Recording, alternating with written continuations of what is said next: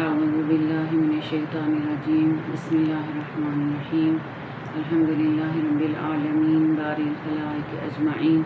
ثم الصلاة والسلام علی اشرف الانبیاء والمرسلین وعلی اہل بیتہ الطیبین الطاہرین المعصومین ولعنۃ اللہ علی اعدائہم اجمعین من یوم عداوتہم الی قیام یوم الدین. بسم اللہ الرحمن الرحیم رب اشرح لی صدری ویسر لی امری واحلل عقدۃ من لسانی یفقہوا قولی. سلسلہ گفتگو امام زمان اجل اللہ تعالیٰ فرجہ شریف کی غیبت کی حکمتیں اور فلسفہ معلوم کرنا تھا، اور گزشتہ چند پروگراموں میں ہم نے معصومین علیہ السلام کے کلام کی روشنی میں جائزہ لیا کہ امام علیہ السلام کی غیبت کی جن حکمتوں کو ہم سمجھ سکتے ہیں. اگرچہ غیبت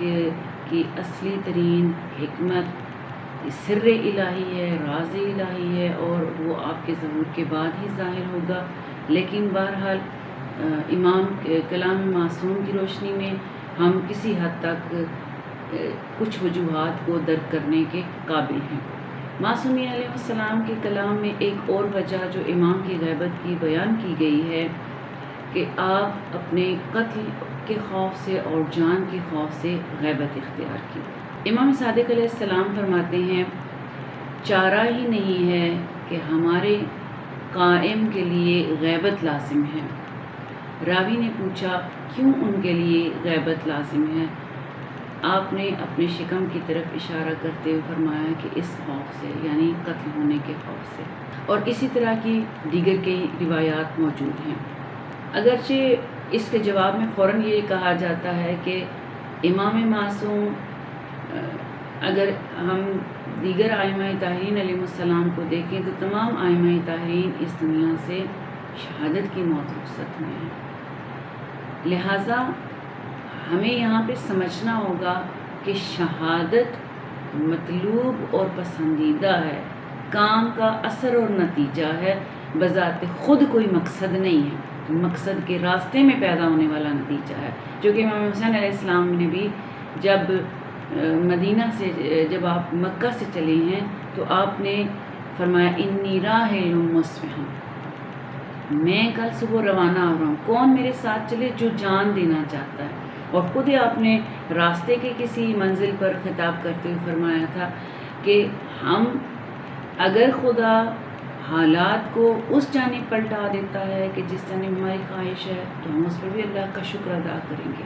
یعنی اگر فتح نصیب ہوتی ہے اور ہم کفر اور نفاق کی بساط کو سمیٹنے میں کامیاب ہو جاتے ہیں تو تب بھی، اور اگر اس کے برعکس ہے تو تب بھی شہادت بھی ہمارے لیے کامیابی ہے. جبکہ قرآن مجید نے اسے احد الحسنیین کا نام دیا ہے کہ مومن کو ہمیشہ خدا کے راستے میں جہاد کرتے ہوئے دو نیکیاں اس کے سامنے ہیں، یا فتح و کامرانی کی عزت یا شہادت کی عزت. دونوں لحاظ سے وہ احد الحسنیین، کسی ایک حسن اور کسی ایک نیکی کو پانے میں کامیاب ہو جاتا ہے. بس اس لحاظ سے پہلے مرحلے پر شہادت مقصد نہیں ہے، مقصد کے راستے میں پیدا ہونے والا ایک نتیجہ ہے. شہادت مطلوب مردان خدا ہے. ہمیشہ اللہ کے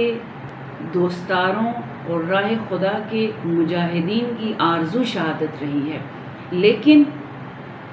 وہی شہادت مطلوب ہے اور وہی شہادت پسندیدہ ہے جو فریضہ الہی کی ادائیگی میں، دین خدا کی بقا کے راستے میں یا معاشرے کی اصلاح کے راستے میں ہوں. اگر اس عنوان سے دیکھا جائے تو تمام ائمہ طاہرین علیہ السلام کی پوری زندگی بقاء دین، فریضہ الہی کی ادائیگی اور اصلاح معاشرہ میں گزری ہے. لہٰذا امام علی علیہ السلام کی 25 سالہ گوشہ نشینی ہو، یا صلح امام حسن مجتبیٰ ہو، یا امام حسین علیہ السلام کا قیام اور بقیہ ائمہ طاہرین علیہ السلام کا سکوت، یہ سب کے سب فریضہ الہی، یہ سب کے سب اقدامات دین کی بقا کا باعث بنے، اور یہ سارے کے سارے حکمتیں اور سارے کے سارے انداز خود اصلاح معاشرہ کا باعث ہوئے، اگرچہ تدریجاً ان کے نتائج انسانی معاشرے پر مرتب ہوئے یا انسانی معاشرے میں سامنے آئے ہیں، لیکن بہرحال ان تمام اقدامات کا نتیجہ ہمیشہ انسانی معاشرے پر مثبت، تعمیری اور دین کی بقا کا باعث رہا ہے۔ بس پہلے مرحلے پر ہمیں یہ سمجھنا چاہیے کہ شہادت مقصد نہیں ہے، مقصد کے راستے میں پیدا ہونے والا ایک نتیجہ اور اثر ہے۔ جبکہ اگر انسان اپنے مقصد کو پورا نہ کر سکے اور وہ اہداف جو اس نے طے کیے ہیں یا خدا کی جانب سے اس کے ذمہ ہیں، خدا نے اس کے ذمہ وہ فرائض لگائے ہیں، ان فرائض کو پورا کرنے سے قاصر رہے، یعنی ان فرائض کو پورا کرنے کے راستے میں اس کی جان جانے کا خطرہ ہو اور فرائض ادھورے رہ جانے کا اندیشہ ہو، تو جان بچانا عاقلانہ بھی ہے اور پسندیدہ بھی ہے۔ رسول خدا صلی اللہ علیہ وآلہ وسلم 13 سال کی مکی زندگی میں آپ نے جب اعلانیہ طور پر دعوت کا آغاز کیا ہے اور مسلمان مکہ میں انتہائی مشکل اور سختی کی زندگی گزار رہے ہیں، کفار کے مظالم کو سہنا پڑا ہے، کفار کی سختیاں سہنا پڑی ہیں، یہاں تک کہ مسلمانوں کو شعب ابی طالب میں کئی سال تک محاصرے میں رہنا پڑا ہے، جو انتہائی دردناک اور سوزناک ہے، لیکن اس کے باوجود جہاد کا حکم نہیں دیا گیا۔ اور یہی مسلمان جب ہجرت کر کے مدینہ آتے ہیں تو جہاد کی آیات نازل ہوتی ہیں، گرچہ بظاہر اگر دیکھا جائے تو مکہ میں بھی قسم پرسی، غربت، تنگ دستی، مشکلات تھیں، لیکن مدینہ میں فضا وہ موجود تھی، تمام تر سختیوں کے باوجود حکومت اسلامی بنانے کا موقع ملا اور خود رسول خدا صلی اللہ علیہ وآلہ وسلم اس کے پہلے حاکم قرار پائے۔ تو اس لحاظ سے اگر رسول خدا مکی زندگی میں جہاد کا آغاز کرتے تو نہ صرف یہ کہ آپ فریضہ الہی کو ادا نہیں کر سکتے تھے، اسلام وہیں ابتدا میں گھٹ کر ختم ہو جاتا، آپ کی ذات مبارک کو نقصان پہنچتا اور اس نتیجے میں تمام انبیاء، گزشتہ انبیاء کی زحمات کو نقصان پہنچتا۔ جبکہ اگر ہم خود امام مہدی اجل اللہ تعالیٰ فرجہ الشریف کی ذات مبارک کو دیکھیں تو پہلے مرحلے پر جناب رسول خدا صلی اللہ علیہ وآلہ وسلم نے آپ کے ولادت کی بشارت دی ہے اور آپ کے تمام خصائل اور اوصاف کو سید الانبیاء نے بیان کیا ہے، لہٰذا تمام زمانوں میں یہ آیات، لہٰذا تمام اسلامی ادوار میں یہ احادیث تمام مسلمانوں کے درمیان گردش کرتی تھی کہ آپ کی نسل میں سے 12واں فرزند وہ ہوگا جو ہر ظالم اور ظلم کا خاتمہ کرے گا اور زمین کو عدل و انصاف سے پر کرے گا۔ لہٰذا اگر ہم دیکھیں تو خود امام زمان عجل اللہ تعالیٰ فرجہ الشریف کی ولادت کے مخفی ہونے کی وجہ بھی یہی ہے۔ آپ کی ولادت مخفیانہ کیوں ہوئی؟ اس لیے کہ حکومت وقت آپ کو قتل کرنے کے در پہ تھی۔ ان احادیث کی روشنی میں وہ جانتے تھے امام حسن عسکری علیہ السلام کی اولاد سلسلہ امامت میں سے 12ویں اولاد ہے اور پیغمبر کی احادیث موجود ہیں، لہٰذا ظالم حکومتیں، غاصب حکومتیں آپ کو اپنے منافع، اپنے اقتدار کے لیے خطرہ سمجھتی ہیں، لہٰذا ایسے مامورین اور جاسوسوں کی صورت میں امام حسن عسکری علیہ السلام کے گھر میں، خادموں کی صورت میں، سوالیوں کی صورت میں، سائل کی صورت میں لوگ گھر میں داخل ہوتے ہیں تاکہ جائزہ لے سکیں کہ کسی فرد کا اضافہ تو نہیں ہوا، اور اگر آپ کے گھر میں بچے کی ولادت ہوئی ہے تو اسے وہیں پر ختم کر دیا جائے۔ جبکہ آپ کی ولادت مخفیانہ ہو چکی ہے اور آپ لوگوں کی نظروں سے پنہاں پوشیدہ ہیں، پہلی بار جب آپ کو اپنے والد گرامی کے جسد پر نماز پڑھتے ہوئے نماز جنازہ کے لیے دیکھا گیا ہے تو حکومت سرکاری مشینری اور زیادہ تیز ہو گئی ہے آپ کو تلاش کرنے میں، اور یہی ساری صورتحال زمانہ غیبت صغریٰ میں جاری رہی ہے۔ اس لحاظ سے امام علیہ السلام کی جان کی حفاظت، جان کا خوف موجود ہے۔ دوسری جانب اگر امام علیہ السلام ظاہری طور پر لوگوں کے درمیان زندگی گزارتے ہیں، نہ صرف یہ کہ آپ کی جان کو خطرہ ہے، بلکہ وہی خطرہ جو آپ کے چاہنے والوں اور آپ کے مکتب کے پیروکاروں کو پوری طول تاریخ میں رہا ہے، وہی مسئلہ درپیش رہتا۔ اگر امام علیہ السلام قتل ہو جاتے ہیں تو تمام انبیاء کی زحمات ضائع ہو جاتی ہیں۔ طول تاریخ میں انبیاء نے جو زحمات اٹھائی ہیں، طول تاریخ میں اولیاء خدا نے جو زحمات اٹھائی ہیں، وہ تمام کی تمام ضائع ہو جاتی ہیں،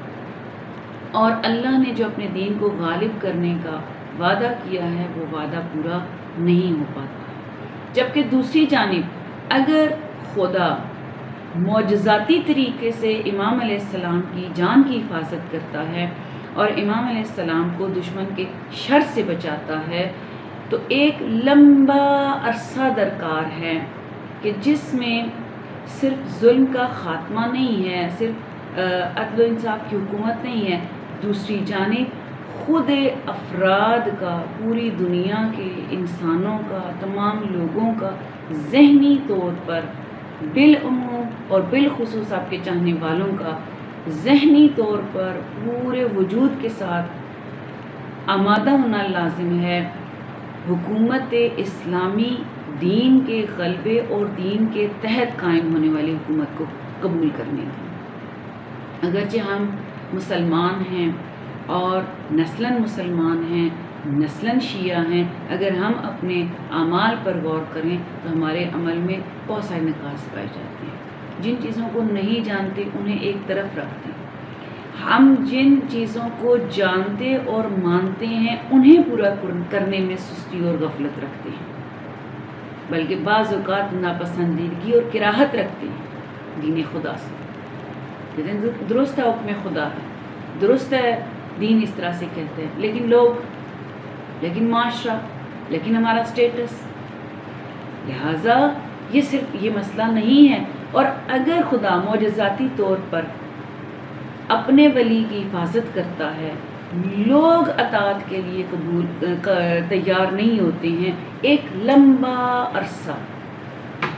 حکومت ظالم قائم رہتی ہے، ظالموں کا اقتدار رہتا ہے، اور امام خاموشی سے دیکھتے رہتے ہیں، اس وقت کا انتظار کرتے ہیں، جیسے آج بھی تو انتظار کر رہے ہیں، وہ وقت آئے کہ جب انہیں قیام کا حکم ملے اور وہ قیام کریں، امت آمادہ ہو عادلانہ نظام کو، الہی نظام کو قبول کرنے کے لیے۔ اس سے پہلے کہ وہ آمادہ ہو، امت اسلامیہ میں بالخصوص اور پوری انسانیت میں بالعموم مایوسی پھیل جائے گی، لوگ قرآن کو ترک کر دیں گے، لوگوں کا خدا کے وعدوں پر سے اعتماد اٹھ جائے گا۔ کیوں؟ کیونکہ ولی خدا درمیان موجود ہے، وہ خدا کے وعدے کو پورا کرے۔ لہٰذا بہت ضروری ہے کہ ولی خدا نظروں سے پنہاں ہو، اپنی جہاں ایک طرف وہ اپنی جان کی حفاظت کر رہا ہے اس اعلیٰ ہدف اور مقصد کو پورا کرنے کے لیے، جبکہ یہ آخری امام ہے، یہ ذخیرہ الہی ہے، یہ بقیت اللہ ہے، اور اس کے بعد کوئی معصوم امام نہیں ہے۔ وہیں دوسری جانب یہ خلا، یہ ایک لمبا وقفہ انسانوں کو سوچنے سمجھنے کا موقع دیتا ہے اور خود اپنے ارادے سے الہی نظام کو قبول کرنے کی طرف آنے کے لیے آمادہ کرتا ہے۔ بس جب لوگ آمادہ اور تیار ہو جائیں گے، جب لوگ خدا کے دین کو قبول کرنے کے لیے تیار ہو جائیں گے، جب لوگ نصرت امام کے لیے آ جائیں گے، خدا کبھی بھی اپنے امور کو، خدا کبھی بھی اپنے فیصلوں کو، اپنی سنتوں کو، اپنے مشیت کو معجزے سے رائج نہیں کرتا ہے۔ معجزہ دکھاتا ضرور ہے، لیکن معجزے کے ذریعے حالات کو تبدیل نہیں کرتا، معجزے کے ذریعے دین کا غلبہ۔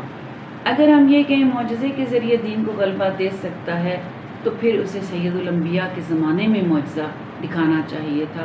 جبکہ سید الانبیاء افرادی قوت بھی کم رکھتے ہیں، ابتدا میں آپ پر ایمان لانے والوں کی تعداد تھوڑی ہے اور ان میں سے خالص افراد کی تعداد تھوڑی ہے، جبکہ اگر دیکھا جائے تو آپ کی اولاد میں ایک بیٹی ہے اور ایک بیٹی کی اولاد اس تمام تر زمانے کے حالات کو مد نظر رکھتے ہوئے سید الانبیاء زیادہ اس بات کے سزاوار اور حقدار تھے کہ خدا معجزے کے ذریعے اپنے دین کو غلبہ دے۔ جہاں دین کے ذریعے معجزے کو غلبہ دے